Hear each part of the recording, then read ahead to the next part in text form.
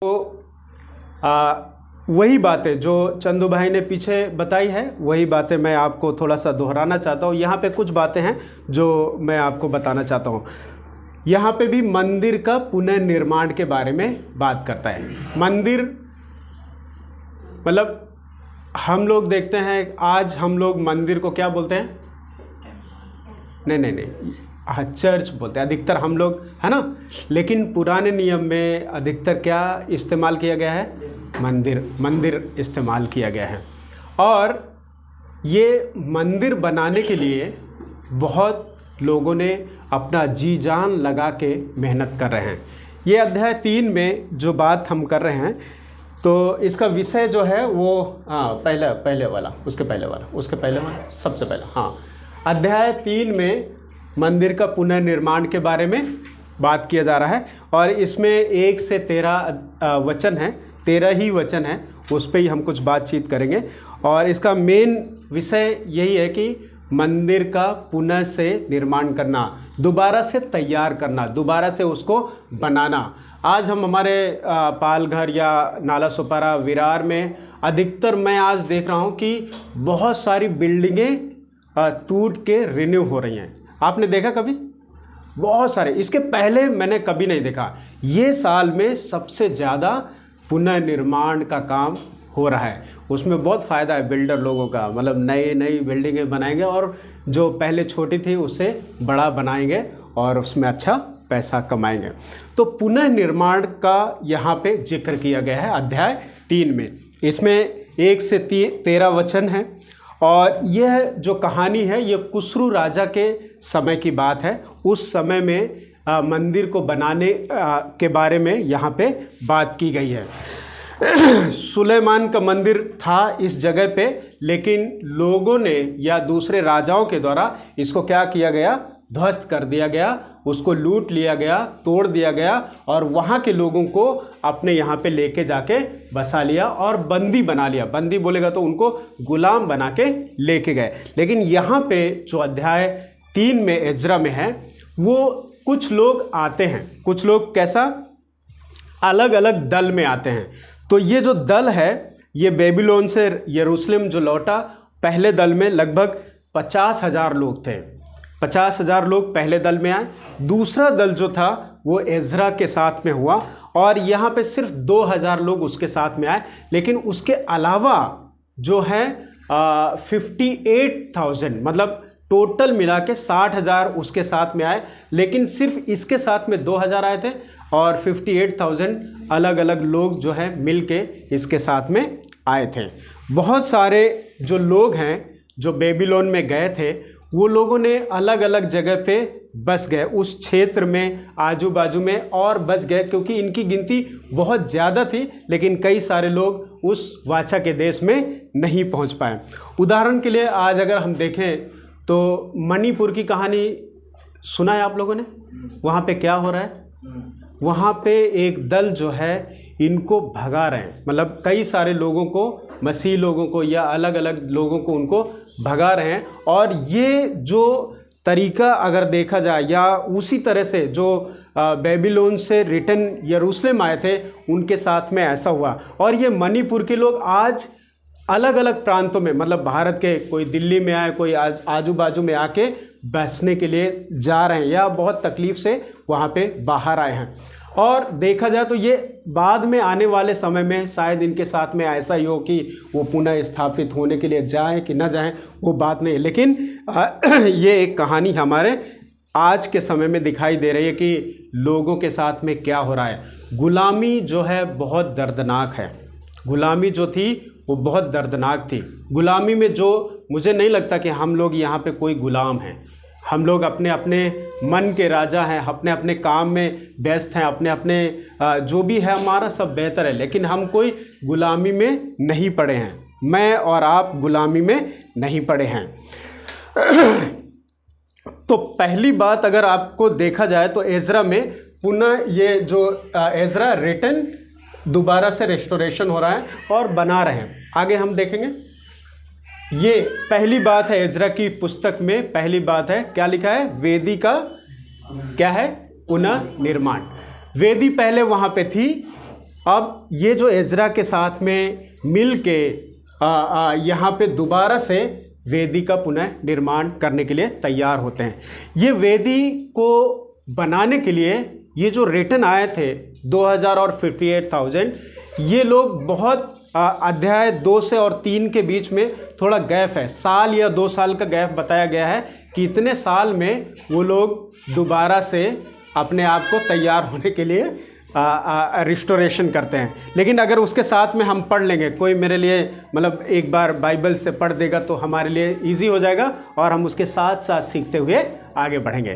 तो हम एजरा 3:1 से 13 वचन तक हम पढ़ सकते हैं। 7वां महीना आया, हाँ, और इस्राएली अपने नगर में बस गए। यस, तो लोग यरूशलेम में एक मन होकर इकट्ठे हुए। हाँ, तब योसादाक पुत्र यीशु ने अपने भाई याजकों समेत और सालतिएल के पुत्र जरुब्बाबेल ने अपने भाइयों समेत कमर बांधकर इस्राएल के परमेश्वर की वेदी को बनाया कि उस पर होमबलि चढ़ाए, जैसे कि परमेश्वर के भक्त मूसा की व्यवस्था में लिखा है।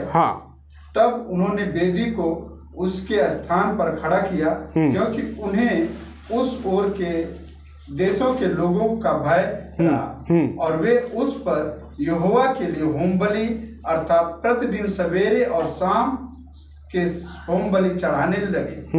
उन्होंने झोपड़ियों के पर्व को माना, जैसे कि लिखा है, और प्रतिदिन के होमबलि एक एक दिन की गिनती और नियम के अनुसार चढ़ाए। उसके बाद नित्य होमबलि और नए नए चाँद और यहोवा के पवित्र किए हुए सब नियम पर्वतों के बलि और अपनी अपनी इच्छा से यहोवा के लिए सबसे अच्छा बलि हर एक के लिए बलि चढ़ाए। 7वें महीने के पहले दिन से वे यहोवा को होमबलि चढ़ाने लगे, परंतु यहोवा के मंदिर की नींव तब तक न डाली गई थी। तब उन्होंने पत्थर गढ़ने वालों और कारीगरों को रुपया और सीदोनी और सोरी लोगों को खाने पीने की वस्तुएं और तेल दिया कि वे फारस के राजा क्रूस के पत्र के अनुसार देवदार की लकड़ी लबानोन से याफा के पास के समुद्र में पहुंचाई।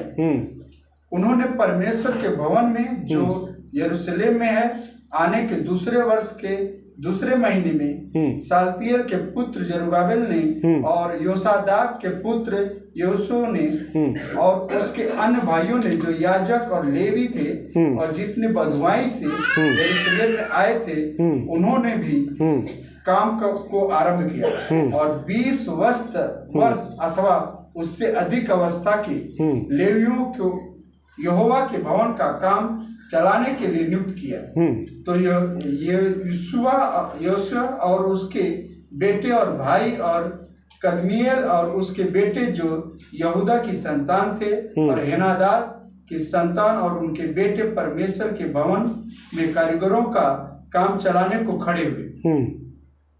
जब राजमिस्त्रियों ने यहोवा के मंदिर की नींव डाली, तब अपने वस्त्र पहने हुए और तुरहियां लिए हुए याजक और झांझ लिए हुए आसाफ के वंश के लेवी इसलिए नियुक्त किए गए कि इस्राएलियों के राजा दाऊद की चलाई हुई रीत के अनुसार यहोवा की स्तुति करें। सो वे यह गाकर यहोवा की स्तुति और धन्यवाद करने लगे, वह भला है और उसकी करुणा इस्राएल पर सदैव बनी है। और जब वे यहोवा की स्तुति करने लगे, तब सब लोगों ने यह जानकर कि यहोवा के भवन की नींव अब पड़ रही है, ऊंचे शब्द से जय जयकार किया। परंतु बहुत से याजक और लेवी और पूर्वजों के घराने के मुख्य पुरुष अर्थात वे बूढ़े जिन्होंने पहला भवन देखा था, जब इस भवन की नींव उनकी आंखों के सामने पड़ी, तब फूट फूट कर रोने लगे और बहुत से आनंद के मारे ऊंचे शब्द से जय जयकार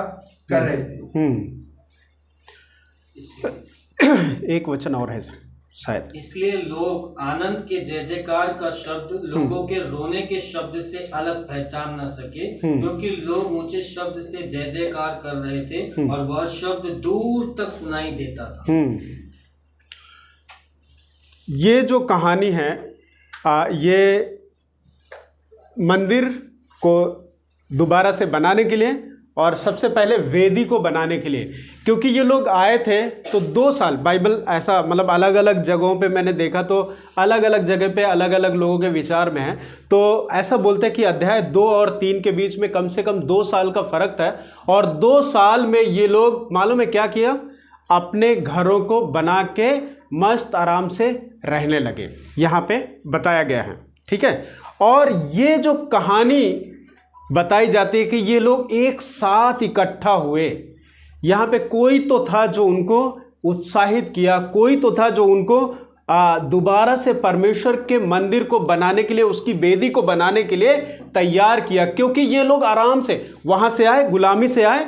गुलामी में जो होता है वो ऐसे ही नहीं होता, मतलब उनको अगर 6 बजे जगना है तो 6 बजे जगना है, उसके बाद में उनको नाश्ता करना होगा, शायद उसके बाद में उनको दिन भर काम करना होगा, बिना प्यासे बिना तकलीफ, मतलब बहुत तकलीफ सहते हुए उनको काम करना पड़ता है गुलामी में। हम लोग मूवी में देखते हैं, मतलब ये जीसस मूवी में देखते हैं तो लोग काम कर रहे हैं, लोग उनको मार रहे हैं, फिर भी उनको जबरदस्ती क्या काम करवा रहे हैं। इजरायलियों के साथ में भी ऐसा ही हो रहा था, याद है आपको, वो बोल रहे थे कि अरे हमको काम ज़्यादा हो रहा है, तो राजा ने मालूम है क्या किया, उनको एक डबल काम कर दिया, बोला तुमको अब ईंटें बरोबर बनानी पड़ेगी और तुमको वो सेला या जो भी वो उसके साथ में मिलाने वाली चीज़ थी वो भी आपको दिया नहीं जाएगा, वो भी तुमको जाके ढूंढ के लेके आना पड़ेगा और फिर आपको बनाना पड़ेगा। गुलामी ऐसे ही नहीं है, आज़ादी बहुत ज़्यादा तकलीफ में लेके आती है। हम देखते हैं हमारे भारत देश को, हमारा भारत देश हमने तो उसका महसूस नहीं किया, मैंने तो महसूस नहीं किया, आपने महसूस नहीं किया, लेकिन उन लोगों ने महसूस किया जो गुलामी में थे। कितनी तकलीफ, दर्द भरी तकलीफ से वो लोग गुजर के हमको मालूम पड़ता है। तो यहाँ पे जो एजरा 3 में पहली जो बात है, यहाँ पे पहली बात क्या है, वेदी का पुनः स्थापना करते हैं, पुनः से दोबारा से बनाते हैं। ये वेदी वहाँ पे थी, उसी को एकदम तैयार करके उसके ऊपर उन्होंने क्या किया, दोबारा से वेदी को बनाया। दोबारा से वेदी को बनाने के लिए इन्होंने बहुत सारा धन इकट्ठा किया। धन उनके पास में, जब वो लोग बेबीलोन से वापस यरूशलेम आए, बाइबल बताते इनके पास में बहुत पैसा था, मतलब बहुत धन था, बहुत सारी संपत्ति इनके साथ में थी। अगर वो चाहते तो सब कुछ बेहतर से अपने बलबूते पर बना सकते थे, लेकिन इन्होंने सबसे पहले क्या बनाया, अपने घर को बनाया।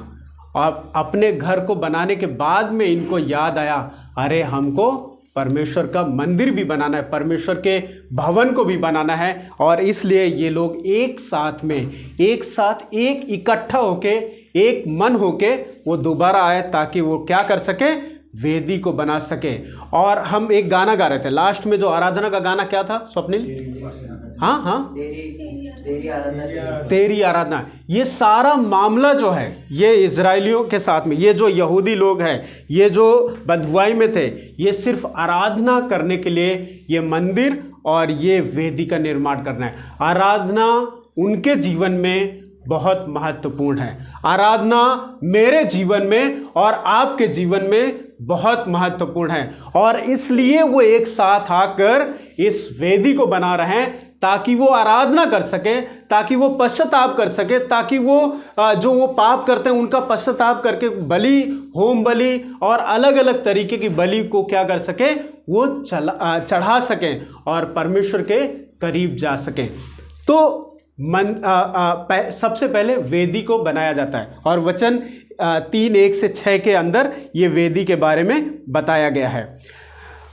यीशु और यीशु दो में फर्क है, याद रखना है ना, ये अलग यीशु ऐसा उसमें आगे आता है। तो मैं सोचा रही ये क्या है, फिर बाद में मालूम पड़ा नहीं, ये एक दूसरा व्यक्ति है जिसका नाम यीशु है और यीशु मसीह अलग हैं। तो ये यीशु और जरुब्बाबिल का जो जरुब्बाबिल अपने भाइयों समेत इस मंदिर को बनाने के लिए अपनी कमर बांधा, अपनी कमर बांधेगा, अपनी कमर जो बांधेगा। अगला वाला सिर्फ वो वेदी बताया गया, दिखा दीजिए। हाँ, ये वेदी बताया गया है, तीसरे वचन में बताया गया, तीसरे वचन में कि ये वेदी जब उन्होंने बनाया तो उन्होंने फिर क्या क्या अलग अलग वेदी के ऊपर उन्होंने बलि चढ़ा, होम बलि और अलग अलग तरीके की बलि उन्होंने बताया। तो वचन कहता है तब उन्होंने वेदी को उसके स्थान पर खड़ा किया क्योंकि उन्हें उस ओर के देशों के लोगों का भय रहा और वे उस पर यहोवा के लिए होम बलि अर्थात प्रतिदिन सवेरे और शाम को होम बलि चढ़ाने लगे। भय मतलब क्या होता है? डर।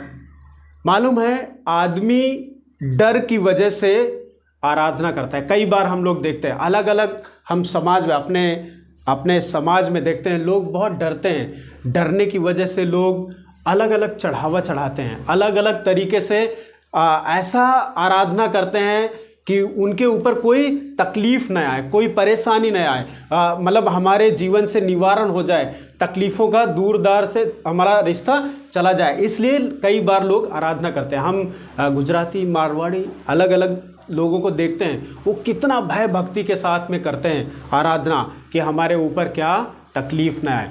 यहाँ पे ये लोग भी डरे हुए थे, आजू बाजू वाले के लोगों से ये लोग डरे हुए थे।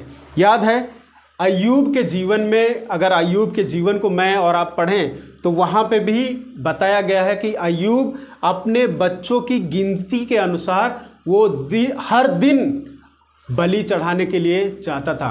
क्यों? क्योंकि वो डरता था कि मैं तो ठीक हूँ, मेरा रिश्ता परमेश्वर के साथ में ठीक है, मेरे पत्नी का रिश्ता ठीक है, लेकिन मेरे बच्चे जो जवान हैं उनके साथ में कहीं गड़बड़ ना हो, कहीं पाप ना करें। इसलिए वो अपने बच्चों की गिनती के अनुसार बलि चढ़ाता था, होम बलि चढ़ाता था, ताकि वो बचाए जा सके और बेहतर से वो रह सके। ये जो गुलामी में लोग थे इनको डिसिप्लिन बहुत अच्छे से मालूम था। एक बार मुकादम बोलेगा चलो तो चलते थे। अगर हम जेल में, यहाँ पे कोई ऐसा व्यक्ति है जो जेल में गया हो, जेल में गए तो वहाँ पे अलग अलग डिसिप्लिन है। मतलब सुबह में उठना है तुमको, मतलब यहाँ पे हम लोग 10 बजे 8 बजे 9 बजे तक सो रहे हैं अपने घर में, वैसा नहीं चलता। वैसा एक विसिल बजाया या डंडा लेके दरोगा या जो भी है खटखटाया तो हमको उठ के काम करना पड़ेगा, वहाँ नाश्ता करना पड़ेगा, उसके बाद काम करना पड़ेगा। और वो जो काम होगा वो सभी को करना पड़ता है, मतलब ऐसा नहीं ये छोटा बड़ा या ऐसा कुछ नहीं, सभी को डिसिप्लिन में रहना पड़ता है। ठीक है।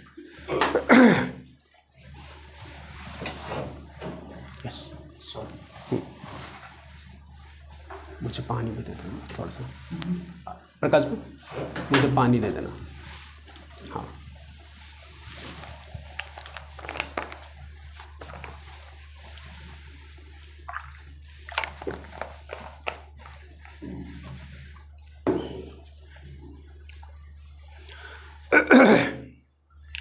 तो जेल में सावधान विश्राम ऐसा करते हैं ना कुछ तो करते ही हैं। मतलब डिसिप्लिन तो डिसिप्लिन, स्कूलों में हम लोग डिसिप्लिन का सीधा लाइन से जाएंगे, बच्चे कोई मस्ती करेगा तो टीचर ठक मार देते, लगा देते उनको। तो डिसिप्लिन इनको बहुत अच्छे से आ रहा था, क्योंकि ये लोग कहाँ थे? गुलामी में थे, बेबीलोन में गुलामी में थे। और गुलामी में आने के बाद में जब यरूशलेम में बसे तो ये 2 साल तक एकदम इत्मीनान से अपने घरों को बनाया। लेकिन यहाँ पे जो ये लोग अगुए थे, जरुब्बाबेल और इसके साथ में यीशु, ये लोगों ने बहुत उत्साहित किया कि भैया हमको क्या करना है, अपनी वेदी को बनाना पड़ेगा, अपने मंदिर को बनाना पड़ेगा, ताकि हम उस पर आराधना कर सकें, उस परमेश्वर को जो हमारा परमेश्वर है उसकी महिमा कर सकें। इसलिए हम लोगों को एक साथ इकट्ठा होकर इस काम को करना पड़ेगा। जरुब्बाबेल और यीशु अगर 2 लोग सिर्फ काम करते तो मुझे नहीं लगता कि वो 2 लोग अकेले उस वेदी को बना पाते, लेकिन उन्होंने उकसाया और ये सब एक साथ आए और एक साथ की एकता की वजह से, मिलकर काम करने की वजह से उस वेदी का निर्माण किया गया।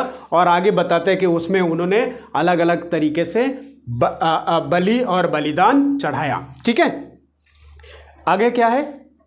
हाँ, ये वेदी, वो उसी का एक फोटो है जो वेदी के बारे में बताया गया। आगे चौथे वचन में अगर हम देखते हैं तो वहाँ पे लिखा है कि और उन्होंने झोपड़ियों के पर्व को माना, जैसे कि लिखा है कि प्रतिदिन होम बलि एक एक दिन गिनती के अनुसार, नियम के अनुसार वो लोग चढ़ाते थे। और उसके बाद में वो लोग अलग अलग चांद के तरीके से अलग अलग त्यौहार, अलग अलग जो मूसा की बुक में बताए गए उनका पालन वो लोग करते थे। और वो इसलिए करते थे कि भैया हमारा परमेश्वर जो है वो, हम बहुत दिन हो गया हम गुलामी में थे तो हम आराधना कर नहीं पाए, इसलिए हमें ये तैयार करने की ज़रूरत है, उसकी आराधना करने की हमें ज़रूरत है।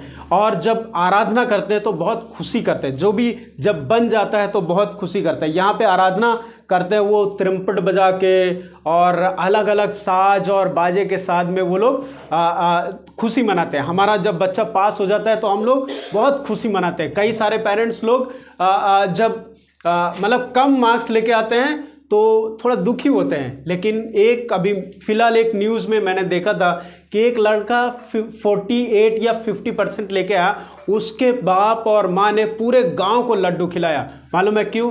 बोला अरे मेरा बेटा पास तो हुआ, इतनी बड़ी काबिलियत।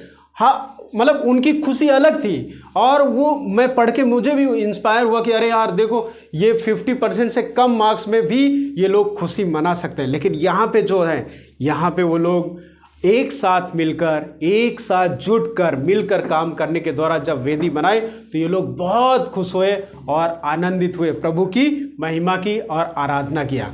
मुझे और आपको यहाँ पे से एक बात समझ में आ रही है, मैं आपको बता दूँ, वो बात है एकता।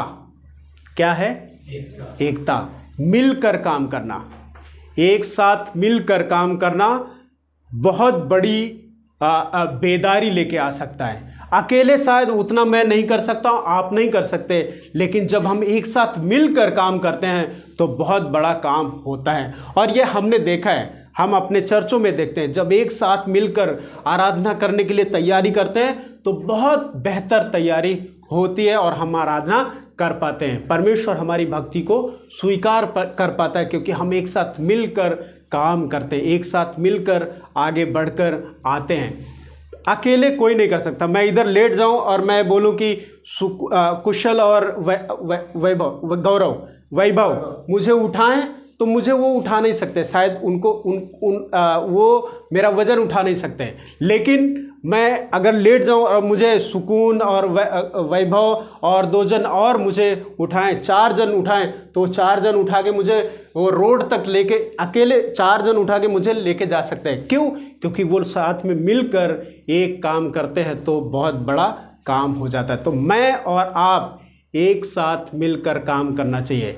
आप और हम, चाहे नवोदित संगति हो, चाहे तेजस्वी संगति हो, और पूरी हमारी संगति में हमें एक साथ मिलकर काम करने की ज़रूरत है। कैसे काम करने की ज़रूरत है? एक साथ मिलकर। एक साथ जब हम मिलकर काम करते हैं, प्रभु हमारी अगुवाई करेगा कि हम बेहतर से उसको कर पाएँ। तो पहली बात हमने सीखा क्या है? वेदी बनाया जाता। पीछे कर दो। पहली बात है, उसके पहले वेदी का पुनर्निर्माण है। वेदी को उन्होंने क्या किया? बनाया, और उसमें क्या किया? आराधना किया। उसके आगे हम देखते हैं, और आगे हाँ, दूसरी बात है कि मंदिर का पुनर्निर्माण है। पहले भी हमने इसका टॉपिक भी है, और ये बहुत लंबा चलता है। मंदिर का पुनर्निर्माण पूरी एजरा की किताब में वो काम शुरू होता है, काम बंद होता है, लोग डर जाते हैं, अलग अलग तरीके से हम इसमें देखते हैं। तो मंदिर का पुनर्निर्माण करने के लिए यहाँ पे हम लोग आगे देखते हैं। बिना मेहनत के कुछ नहीं हो सकता। ये लोगों ने मेहनत किया, ये साथ एक साथ आए और इकट्ठे होकर उन्होंने मेहनत किया। बिना मेहनत के कुछ नहीं हो सकता, बिना लागत के भी कुछ नहीं हो सकता, बिना प्लान के भी कुछ नहीं हो सकता, बिना जिम्मेदारी के भी कुछ नहीं हो सकता, और बिना आगे आए होके कुछ भी नहीं हो सकता। आप और मैं, हम लोग चाहते हैं, कई बार हम लोग सोचते हैं कि अच्छा ये काम हमें करना चाहिए। कई बार हम लोग प्लान करते हैं, हाँ ये काम हमें करना चाहिए, लेकिन कोई भी आगे नहीं आता। अब जब कोई आगे नहीं आएगा तो वो काम कभी पूरा नहीं होगा। तो अगर बिना प्लानिंग के हम काम करेंगे तो भी कोई काम पूरा नहीं होगा।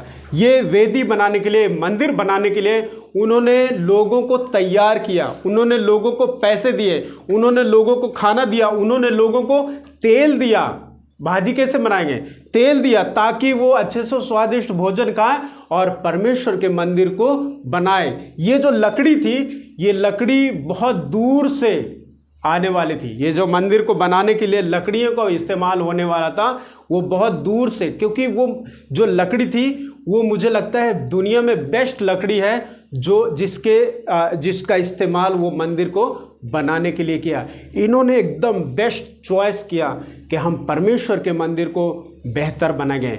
मैं और आप बिना मेहनत के कुछ नहीं कर सकते, मैं और आप बिना लागत के कुछ नहीं कर सकते, मैं और आप बिना प्लान के कुछ भी नहीं कर सकते, मैं और आप बिना जिम्मेदारी लिए हुए कुछ भी नहीं कर सकते, मैं और आप अगर आगे नहीं आएंगे तो कुछ भी हम नहीं कर सकते।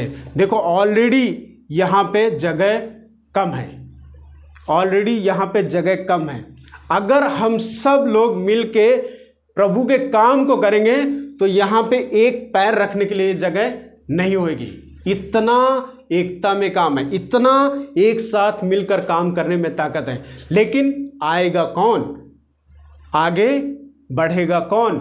आगे कदम बढ़ाएगा कौन? जिस तरह से यहूदियों ने चाहा कि हमें परमेश्वर के मंदिर को बनाना है, उसी तरह से तेजस्वी संगति भी चाहेगी कि हमें भी एक बड़ा कदम अपनी तेजस्वी संगति को बढ़ाने के लिए कदम बढ़ाना पड़ेगा। और इसमें सबका हाथ चाहिए, सबका मेहनत चाहिए, सबका दिमाग चाहिए, सबकी लगन चाहिए, सबका पैसा चाहिए, हर चीज़ हम सब की लगाना पड़ेगा, तभी हम इसको बेहतर से कर सकते हैं। जिस तरह से सब ने मिल के मंदिर का निर्माण किया, जिस तरह सब ने मिल के वेदी का निर्माण किया, उसी तरह से मुझे और आपको मिलकर ही काम करना पड़ेगा। मैं और मेरा शरीर, परमेश्वर का वचन कहता है कि मैं अलग हूँ, वैभव अलग है, सोनू अलग है, लेकिन सब हम मिलके परमेश्वर के एक अंग हैं, जिसमें हम एक साथ में मिल के काम करते हैं तो बहुत बड़ा बदलाव लेके आ सकते हैं। हम साइकिल देखते हैं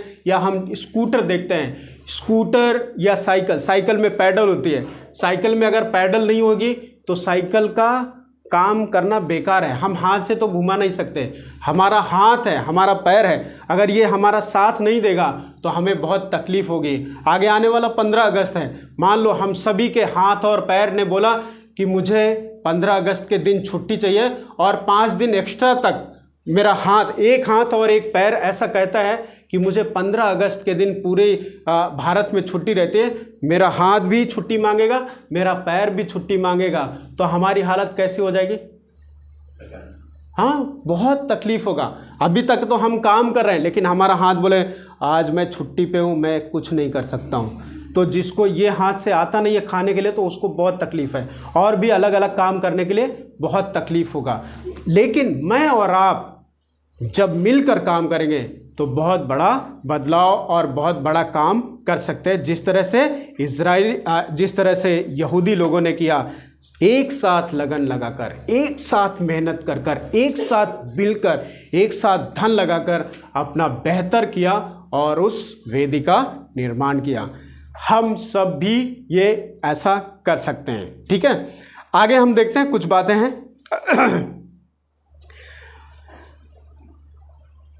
भवन बनाने के लिए उन्होंने एक गाना गाया। 11वें वचन में अगर हम देखते हैं, आगे देख लीजिए। हाँ, ये जब नींव पड़ी ना, जब पहले तो सबसे पहले वेदी बनाई गई और उसके बाद में मंदिर का सिर्फ नींव डाला गया। और जब मंदिर का नींव डाला गया, मालूम है वहाँ पे क्या लिखा है वैभव? और तब राजा, हाँ, राजों ने यहोवा के मंदिर की नींव डाली, तब अपने वस्त्र पहने हुए और तुरैया लिए हुए याजक और झांझ लिए हुए आसाफ के वर्ग के लेवी इसलिए नियुक्त किए गए इजराइलियों के राजा दाऊद की चलाई हुई रीति के अनुसार यहोवा की स्तुति करें। हाँ, तो जब नींव पड़ी, जब मंदिर की नींव पड़ी, तो उन्होंने बहुत अच्छे तरीके से तैयार होके ट्रम्पेट बजा के और अलग अलग गाना गा के, मुझे ऐसा लगता है कि वो गाना होगा, प्रभु परमेश्वर तू कितना भला, वो गाना यहाँ पे मुझे ऐसा लग रहा है कि वहाँ पे भलाई के बारे में ऐसा बताया गया। तो ये बहुत खुशी के द्वारा परमेश्वर की आराधना कर रहे थे। और जब हम आज गाना गा रहे थे, कौन सा गाना गा रहे थे लास्ट में? तेरी आराधना। हाँ, तेरी आराधना और स्वीकार मेरी भक्ति, ये सब इसी आराधना के बारे में है। सब जो मंदिर और वेदी बनाई जा रही है वो सिर्फ और सिर्फ आराधना के बारे में है। याद रखें, आप और मैं कितना आराधना करते हैं परमेश्वर के साथ में, अपने घर में, अपने परिवार में, ये महत्व देता है। उन्होंने सब कुछ अपना इकट्ठा करके मंदिर के भवन को बनाने के लिए, वेदी बनाने के लिए अपना सब कुछ निकाल के दिया, ताकि वो बेहतर से आराधना कर सके। परमेश्वर की आराधना करना उनके लिए और मेरे लिए कितना महत्वपूर्ण है। और ये हमें, और वचन कहता है कि जब हम यहाँ से चले जाएंगे, कूच कर देंगे, तो सिर्फ और सिर्फ क्या करने वाले हैं? आराधना करने वाले हैं। यहाँ हम हैं, कितना आराधना कर रहे हैं। उसके अलावा जब हम यहाँ नहीं रहेंगे तो आपके पास में कोई काम नहीं रहेगा, कोई दूसरे का मदद करने का काम नहीं रहेगा। सिर्फ और सिर्फ क्या करने वाले हैं? आराधना करने के लिए। तो आप जब हमारे लिए इतना बड़ा तैयार समाज है ऊपर, तो हमें यहाँ पे भी अपने आप को उस लीनता में, उसकी आराधना करने में अपने आप को ध्यान देने की ज़रूरत है। ये जो कहानी आगे आगे देख लीजिए थोड़ा सा। हाँ, ये शायद ऐसा मंदिर बनेगा, शायद ऐसा मंदिर बनेगा बाद में, जब ये सब बन जाएगा तो ऐसा मंदिर बनेगा। आगे देखते हैं। हाँ, एक सवाल है। क्या सवाल है यहाँ पे लिखा है? क्या सवाल है, कोई पढ़ेगा? परमेश्वर के लिए हाँ, और आप क्या निर्माण करना चाहते हैं? हाँ, परमेश्वर के लिए मैं और आप क्या निर्माण करना चाहते हैं।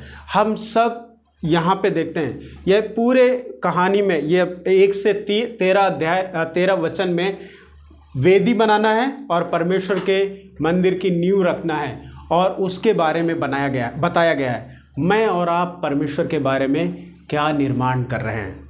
मैं और आप क्या चाहते हैं कि मेरे बाद में या मेरे समय में क्या मैं निर्माण कर रहा हूँ? हम सब एक साथ में, हमारी 6 कलीसियाएँ हैं, हम सब लोग मिलकर एक कुछ तो निर्माण करें, कुछ न कुछ तो बनाएं, ताकि हम उस पर अपने आप को कुर्बान कर सकें, महिमा कर सकें, उसकी आराधना कर सकें। उसी तरह से एक थोड़ा जुर्रत किया है। आगे दिखाएं। एक जुर्रत हमने किया है।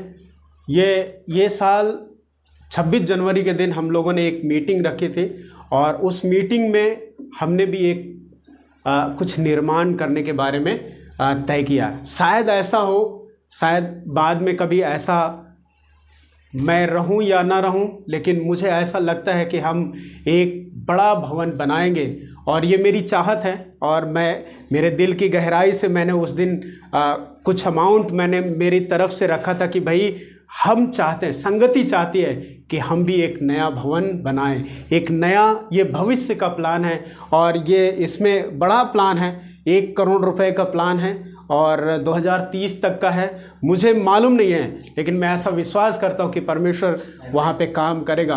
और मैं ये बताते हुए बहुत खुशी हो रही है कि जब मैंने अपना हाथ बढ़ाया और हम सभी लोगों ने अपना हाथ बढ़ाया, हमारे कुछ जो बोर्ड मेंबर है, संगति के बोर्ड मेंबर हैं, उन्होंने तुरंत कुछ ना कुछ अपना हाथ बढ़ाया। मैंने 5000 रुपये बढ़ाया, अपना हाथ बढ़ाया कि ये मैं बोलता हूँ कि हमारी संगति के लिए आगे भविष्य में एक प्लान है कि हम इसको बना पाएंगे। उसी समय एक दूसरे व्यक्ति ने 3000 का अपना हाथ बढ़ाया। उसी समय में एक व्यक्ति ने 1 लाख रुपए का हाथ बढ़ाया, और मैं तो अचंभा हो गया, क्योंकि लोग जब तक कदम नहीं बढ़ाएंगे, जब तक कदम नहीं लेंगे, कुछ भी होने वाला नहीं है। और जब कदम बढ़ाएंगे, लोग अपने आप जुड़ जाएंगे। गांधी जी अलग तरीके से अपना कदम बढ़ाया, मेरे भारत देश को मुझे आज़ाद करना है।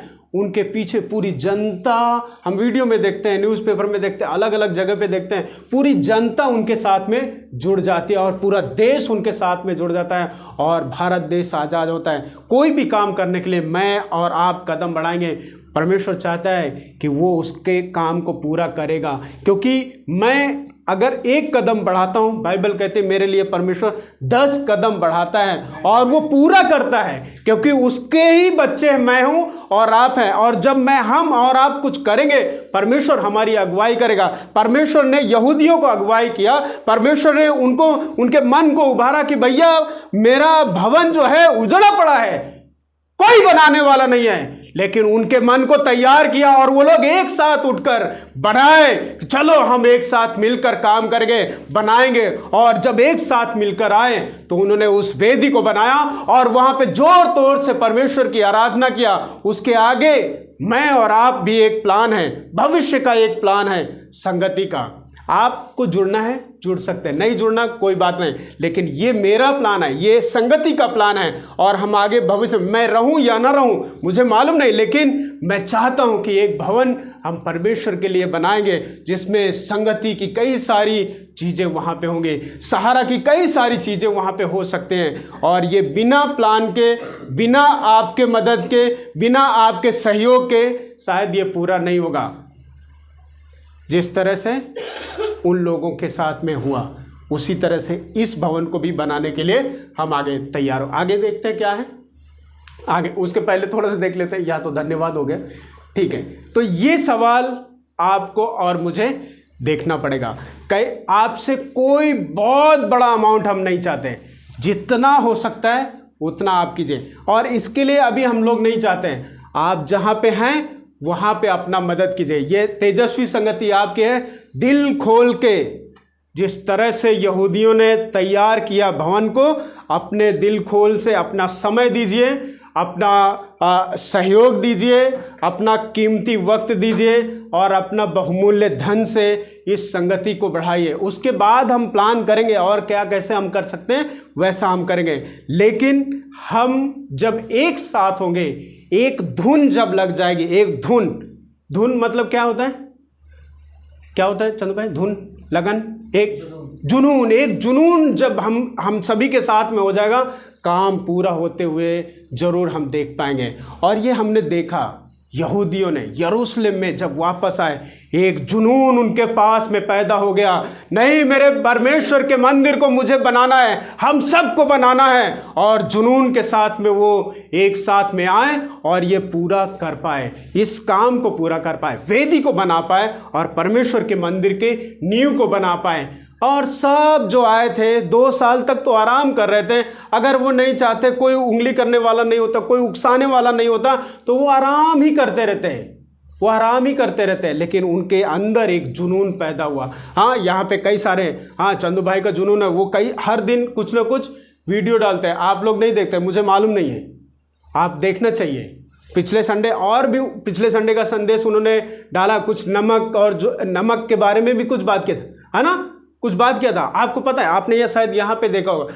जब आप देखेंगे तो आपको जुनून पैदा हो। सीमा बहन अपने एजुकेशन से वीडियो डालते हैं, वो एक जुनून है। प्रभा आंटी एक हर दिन कॉमेडी वीडियो, जो चुटकुला का वीडियो डालते हैं, वो उनके अंदर जुनून है। हम लोग कुछ ना कुछ कर रहे हैं। तो जब तक हमारे अंदर जुनून नहीं होगा, जब तक मैं और आप एक साथ मिलकर काम नहीं करेंगे, शायद वो पूरा नहीं होगा। मुझे और आपको इन सभी कामों के लिए अपने आप को तैयार करते हुए आगे बढ़ना पड़ेगा।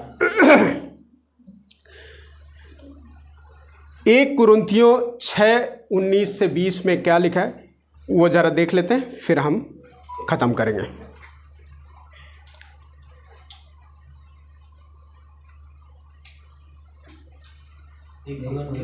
हाँ, 1 कुरिन्थियों 6:19 से 20। क्या तुम नहीं जानते? हाँ, कि तुम्हारी देह पवित्र आत्मा का मंदिर है, हाँ, जो तुम में बसा हुआ है, हाँ, और तुम्हें परमेश्वर की ओर से मिला है, हाँ, और तुम अपने नहीं हो, हाँ, क्योंकि दाम लेकर हाँ, लिए गए हो, हाँ, इसलिए अपनी देह के द्वारा परमेश्वर की महिमा करो। ये मैं आपको बता दूं, इज़रा में ये अध्याय 3 में एक फिजिकल मंदिर जो ईंट और गारे से बनाया जाने वाला था उसके बारे में बताया गया है, लेकिन नए नियम में एक मंदिर के बारे में बताया गया है जो 1 कुरिन्थियों 6:19 और 20 में कहता है, क्या तुम नहीं जानते हो कि तुम्हारी देह पवित्र आत्मा का मंदिर है जो तुम में बसा हुआ है और तुम्हें परमेश्वर की ओर से मिला है और तुम अपने नहीं हो, क्योंकि दाम देकर मोल लिए गए हो, इसलिए अपनी देह के द्वारा परमेश्वर की महिमा करो। ये खास मंदिर है। मैं आपको याद दिला दूं, आप जो बैठे हैं, आपका शरीर, आपका बॉडी एक खास मंदिर है परमेश्वर के लिए, जिसको मुझे पवित्र करके परमेश्वर के लिए अपने आप को चढ़ाना, उसके लिए समर्पित करना, ये सबसे ज़्यादा महत्वपूर्ण है। एज्रा की किताब में, एज्रा अध्याय 3 में वो मंदिर अलग है, लेकिन सबसे बड़ा मंदिर प्रभु चाहता है कि ये जो मैं यहाँ पे बैठा हूँ, मैं उसका मंदिर हूँ। मेरे अंदर वो वास करता है और वो अपने हिसाब से मुझे चलाना चाहता है। कई सारी गलतियाँ हो सकती हैं मेरे अंदर, लेकिन याद रखें कि आपको अपने आप को पवित्र करते हुए उसको चढ़ाने की जरूरत है। और ये मंदिर मेरा नहीं है, ये मंदिर परमेश्वर का है, जिसके अंदर वो रहता है, जिसके अंदर वो विराजमान है। और इसको बनाने के लिए अब मैं और आप कितने खूबसूरत और कितने भाग्यवान हैं कि परमेश्वर इस मंदिर में वास करता है। परमेश्वर इस मंदिर को बनाना चाहता है। आप अपने आप को कभी भी गलत राह पर न लेके जाएं, इसको बेहतर से चलाएं, क्योंकि ये मेरा नहीं है, ये आपका नहीं है, ये परमेश्वर का है। इसको मुझे बहुत अच्छे से संभालना होगा, जंक फूड से दूर रखना होगा। कई बार हम चाय पीते हैं, उससे दूर रखना होगा,